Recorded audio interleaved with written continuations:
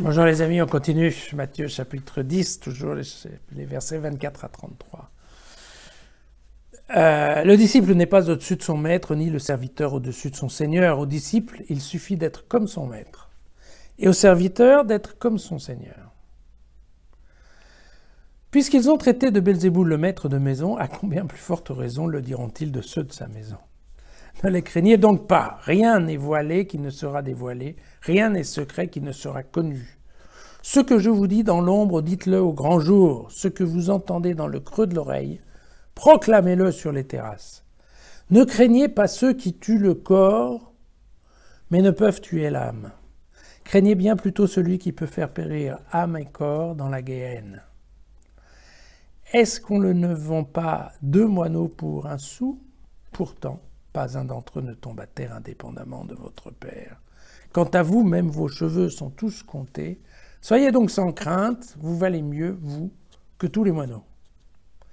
Quiconque se déclarera pour moi devant les hommes, je me déclarerai moi aussi pour lui devant Dieu mon Père, qui est aux cieux. Mais quiconque me reniera devant les hommes, je le renierai moi aussi devant mon Père, qui est aux cieux. Bien. Donc voilà. Nous continuons donc le discours de la mission avec une fois de plus l'annonce d'une persécution. Et Matthieu prévient d'ores et déjà qu'il va être plus facile d'atteindre le disciple que le maître, tout simplement parce que, eh bien d'abord en termes d'argumentation, le maître est toujours meilleur que le disciple, et puis il y a de toute façon dans le disciple une fragilité qui est intrinsèque à la situation de disciple, parce qu'un disciple peut toujours dire « non, je ne le connais pas », alors qu'évidemment le maître, lui, se retrouve effectivement coincé. Donc, et bien entendu, ces attaques vont être, entre autres, cette fameuse attaque de dire oui, mais Jésus guérit des démons parce qu'il est capable de parler aux démons, c'est parce qu'il est un démon. C'est évident que cette démonisation, je ne sais pas trop comment on dit, voilà, elle s'applique également aux disciples. Vous voyez que dans un deuxième temps, eh bien Jésus nous parle bien du rôle du mégaphone que doit être le disciple. Donc ce qu'on dit tout bas dans l'oreille, il faut le proclamer sur les terrasses. Donc là, ce rôle de proclamation de la bonne nouvelle est au sens propre du terme.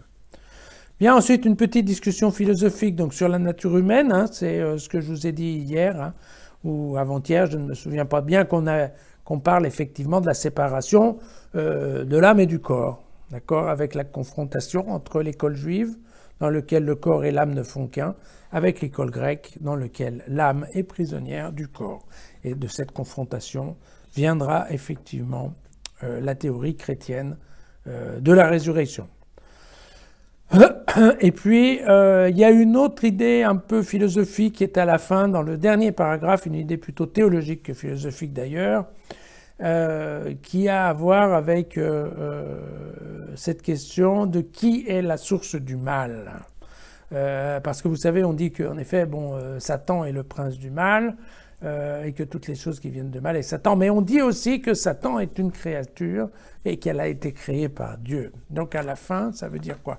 À la fin, ça veut dire que la mort, dont on dit qu'elle est justement la cause de Satan, en fait, il n'y a pas de mort qui n'ait pas été décidée par Dieu. C'est ça ce que dit l'Évangile. Même 2 petits moineaux qui valent pas 1 centime, eh bien, si Dieu qui a créé les moineaux ne décide pas qu'ils doivent mourir, ils ne mourront pas. Et donc, a fortiori, des hommes qui ont plein de cheveux et dont tous les cheveux sont comptés, c'est-à-dire qu'en fait, effectivement, ces cheveux ont été plantés là par Dieu et que Dieu les connaît un à un, vous imaginez. Et alors, effectivement, c'est Dieu, personne ne va mourir sans que Dieu, non seulement le sache, mais le veuille. D'accord? Ce qui est un message, tout à fait sympathique pour des disciples, puisqu'il est en train de leur dire, bah oui, ça va être compliqué, vous allez vous faire coincer, mais vous inquiétez pas, parce que à la fin, si vous mourrez, c'est juste parce que Dieu l'aura voulu. Piètre consolation, je ne pense pas que ça soit forcément très dynamisant pour être disciple, mais enfin bon, voilà, c'est la réalité du jour. Réalité que vous pouvez retrouver dans Jésus Facile, texte, commentaires, vidéo, et nous, on peut se retrouver demain.